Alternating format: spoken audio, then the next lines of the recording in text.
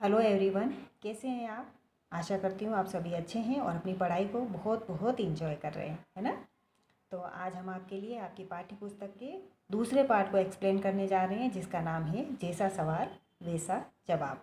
इस पाठ में आपको अकबर और बीरबल का एक किस्सा बताया गया है और बताया गया है कि किस तरह से बीरबल जो है वो अपनी बुद्धिमानी से अपने जो उसके खिलाफ जो साजिश करने वाले मंत्री होते हैं उनकी चालों को नाकाम करते हैं। ठीक है, चलिए शुरू करते हैं। बादशाह अकबर अपने मंत्री बीरबल को बहुत पसंद करता था। बादशाह अकबर था वो उसके जो मंत्रिमंडल में अपने मंत्री थे बीरबल, तो वो उन्हें बहुत ही अधिक पसंद करता था। बीरबल की बुद्धि के आगे बड़े बड़ों की भी कुछ नहीं चल पाती थी। बीरबल इतने बुद्धिमान थे, इतने समझदार थे कि उनकी बुद्धि के आगे जो बड़े बड़े लोग कितने भी होशियार हो उनकी भी एक भी चाल नहीं चल पाती थी। इसी कारण कुछ दरबारी बीरबल से जलते थे और इसी वजह से कुछ दरबार के दूसरे लोग थे तो बीरबल से जलते थे या ईर्ष्या करते थे।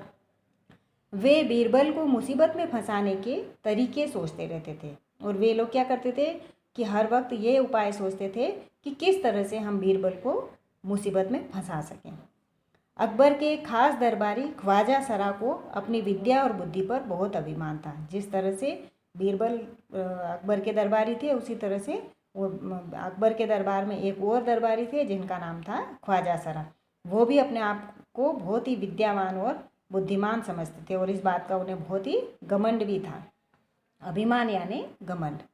बीरबल को तो वे अपने सामने निरा बालक और मूर्ख समझते थे। यहाँ तक कि वो इतना उनको अपने आप पर अभिमान था कि बीरबल को वो क्या सोचते थे कि ये तो मेरे सामने बिल्कुल एक छोटा बच्चा है और मूर्ख है। लेकिन अपने ही मानने से तो कुछ होता नहीं। पर बात वही है ना कि मैं खुद अपने आप को हम कितना ही बुद्धिमान समझे तो उससे क्या होगा, दूसरों को भी तो लगना चाहिए। दरबार में बीरबल की ही तूती बोलती थी तो और ख्वाजा साहब की बात ऐसी लगती थी जैसे नक्कार खाने में तूती की आवाज़। जो दरबार था तो उसमें क्या होता था, बीरबल की बात सुनी जाती थी, उनका ही शासन चलता था और ख्वाजा साहब अगर कुछ बोलते भी थे तो ऐसा लगता था कि नक्कार खाने में तूती की आवाज़ गूंज रही हो। ठीक है, ख्वाजा साहब की तो चलती तो वे बीरबल को हिंदुस्तान से निकलवा देते। अगर ख्वाजा साहब का बस चलता तो वो क्या करते, बीरबल को अकबर के दरबार से तो क्या हिंदुस्तान से ही बाहर निकलवा देते। लेकिन निकलवाते कैसे, लेकिन क्या है ना, उनकी चलती नहीं थी क्योंकि बीरबल की बुद्धि के आगे वो हमेशा हार जाते थे। एक दिन ख्वाजा ने बीरबल को मूर्ख साबित करने के लिए बहुत सोच विचार कर कुछ मुश्किल प्रश्न सोच लिए। अब एक दिन ख्वाजा ने ठान लिया था कि वो बीरबल को अकबर के सामने जो है मूर्ख साबित करके रहेंगे, तो उन्होंने उसके लिए कुछ प्रश्न सोच लिए। उन्हें विश्वास था कि बादशाह के उन प्रश्नों को सुनकर बीरबल के छक्के छूट जाएंगे और वह लाख कोशिश करके भी संतोषजनक उत्तर नहीं दे पाएगा। और उनको बिल्कुल अपने प्रश्नों पर इतना विश्वास था कि जब ये प्रश्न बादशाह जो है वो बीरबल से पूछेंगे तो बीरबल जो है वो बिल्कुल हार जाएंगे और वो किसी भी तरह से कितनी भी कोशिश कर लेंगे इन प्रश्नों के उत्तर से किसी को भी संतुष्ट नहीं कर पाएंगे। फिर बादशाह मान लेगा कि ख्वाजा सरा के आगे बीरबल कुछ भी नहीं है और इस तरह से बादशाह इस बात को मान लेंगे कि ख्वाजा सरा जो है वो बीरबल से भी ज़्यादा बुद्धिमान है। ख्वाजा साहब अचकन पगड़ी पहनकर दाढ़ी सहलाते हुए अकबर के पास पहुँचे और सिर झुकाकर बोले। अब ये सब करने के लिए बीरबल को मूर्ख साबित करने के लिए क्या करना था, अकबर से प्रश्न पूछवाने थे। तो जो ख्वाजा साहब थे वो कहाँ गए, महाराज अकबर के दरबार में, और उनके पास जाकर बोले बीरबल बड़ा बुद्धिमान बनता है, आप भी उसकी लंबी चौड़ी बातों के धोखे में आ जाते हैं। मैं चाहता हूँ कि आप मेरे 3 सवालों के जवाब पूछकर उसके दिमाग की गहराई नाप लें। उस नकली अक्ल बहादुर की कलई खुल जाएगी। उसने बोला, ख्वाजा साहब ने बोला कि बीरबल जो है वो खुद को बहुत ही बुद्धिमान मानता है और आप भी महाराज जो हैं क्या करते हैं, जब देखो जब उसकी बातों में आ जाते हैं। तो मैं चाहता हूँ कि ये जो मैंने 3 प्रश्न ढूंढे हैं, इन 3 सवालों के जवाब जो है वो आप उससे पूछें और उसके दिमाग की गहराई नाप लें, अर्थात वो कितना बुद्धिमान है ये पता कर लें। इन सवालों का जवाब देने में वो जो खुद को बहुत अकल बहादुर समझता है, नकली अकल बहादुर है, बीरबल उसकी कलाई यानी उसका भेद जो है वो खुल जाएगा कि वो कितना बुद्धिमान है। ख्वाजा के अनुरोध करने पर अकबर ने बीरबल को बुलाया और उनसे कहा, ख्वाजा ने जब बार बार उनसे कहा, महाराज अकबर से कहा कि भाई आपको उसको बुला के अकबर बीरबल को बुला के पूछना चाहिए, मेरे ये प्रश्न पूछिए। तो अकबर ने क्या करा, बीरबल को दरबार में बुलाया और उनसे कहा, बीरबल परम ज्ञानी ख्वाजा साहब तुमसे 3 प्रश्न पूछना चाहते हैं, क्या तुम उन्हें उनके उत्तर दे सकोगे। और उसको बताया कि भाई ये जो महान ज्ञानी हमारे दरबार के जो रत्न हैं वो आपसे 3 प्रश्न पूछना चाहते हैं, तो क्या तुम उनके उत्तर दोगे। बीरबल बोले, जहाँ पना ज़रूर दूंगा, खुशी से पूछें। तो बीरबल ने कहा कि हाँ हाँ क्यों नहीं, मैं उनके सवालों का जवाब दूंगा, वो आराम से खुशी से पूछ सकते हैं। ख्वाजा साहब ने अपने तीनों सवाल लिखकर बादशाह को दे दिए। अब ख्वाजा साहब ने अपने सवाल जो थे वो किसको दे दिए थे, महाराज अकबर को दे दिए, बादशाह अकबर को। अकबर ने बीरबल से ख्वाजा का पहला प्रश्न पूछा, संसार का केंद्र कहाँ है। तब अकबर ने बीरबल से पहला प्रश्न पूछा जो ख्वाजा पूछना चाहता था कि संसार का केंद्र कहाँ है, सेंटर पॉइंट कहाँ है। बीरबल ने तुरंत जमीन पर अपनी छड़ी गाड़कर उत्तर दिया, यही स्थान चारों ओर से दुनिया के बीचों बीच पड़ता है। यदि ख्वाजा साहब को विश्वास ना हो तो वे फीते से सारी दुनिया को नाप कर दिखा दें कि मेरी बात गलत है।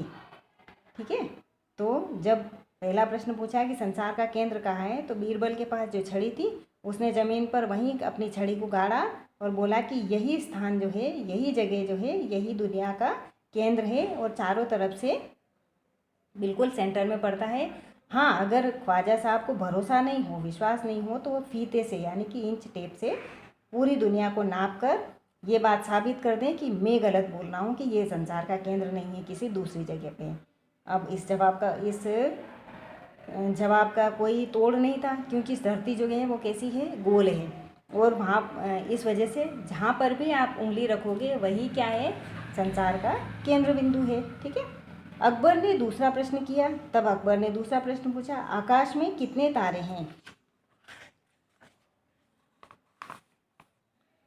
तो जब अकबर ने पहले प्रश्न से संतुष्ट थे, उत्तर से संतुष्ट हो गए थे, इसलिए दूसरा प्रश्न पूछा कि आकाश में जो है वो कितने तारे हैं। तब बीरबल ने क्या किया, बीरबल ने एक भेड़ मंगवा कर कहा, इस भेड़ के शरीर में जितने बाल हैं उतने ही तारे आसमान में हैं। तो बीरबल ने कहा, एक भेड़ बुलवाई और कहा कि इस भेड़ के जो शरीर पर बाल है ना, पूरे उतने ही तारे जो है वो आसमान में हैं। ख्वाजा साहब को इसमें संदेह हो, संदेह यानी शक, ख्वाजा साहब को यदि इस बात पे शक हो कि ये गलत है आंसर है, तो वे क्या कर सकते हैं, वे बालों को गिनकर तारों की संख्या से तुलना कर लें। तो अब वो क्या कर सकते हैं, भेड़ के बालों को गिन ले बैठ के और उसके बाद तारों को गिन ले और दोनों की तुलना कर ले। ठीक है, तो उनको तारों की संख्या पता चल जाएगी। अब ऐसा करना तो संभव नहीं था, ना तो भेड़ के बाल गिनना संभव है और ना ही आसमान के तारे गिनना संभव है। तो ख्वाजा सरा के पास इसका कोई जवाब नहीं था। अब अकबर ने तीसरा सवाल किया, संसार की आबादी कितनी है। संसार की जनसंख्या, आबादी यानी जनसंख्या, वो कितनी है, अकबर ने बीरबल से पूछा। बीरबल ने कहा, जहाँ पना संसार की आबादी पल पल घटती बढ़ती रहती है, क्योंकि हर पल लोगों का मरना जीना लगा ही रहता है। इसलिए यदि सभी लोगों को एक जगह इकट्ठा कर लिया जाए तभी उनको गिनकर ठीक ठीक संख्या बताई जा सकती है। अब इस सवाल के जवाब में बीरबल ने कहा कि जहाँ पना बादशाह, संसार की जो आबादी है, जनसंख्या है, वो पल पल घटती बढ़ती रहती है। कैसे, क्योंकि हर पल लोगों का मरना जीना लगा ही रहता है। हर पल कितने ही लोग मर जाते हैं तो कितने ही लोग जन्म लेते हैं, इसलिए एक पल में जनसंख्या कम हो जाती है, दूसरे ही पल में जनसंख्या वापस बढ़ जाती है। इसलिए यदि सभी लोगों को हम क्या करें, एक जगह इकट्ठा कर लें तो उनको हम क्या करेंगे, गिनकर ठीक ठीक संख्या बता सकेंगे कि संसार की जो है पूरी आबादी वो कितनी है। अब इस बात का कोई भी जवाब ख्वाजा सरा के पास नहीं था। बादशाह तो बीरबल के उत्तरों से संतुष्ट हो गया, लेकिन ख्वाजा साहब नाक भौं सिकोड़ कर बोले, ऐसे गोलमोल जवाबों से काम नहीं चलेगा जनाब।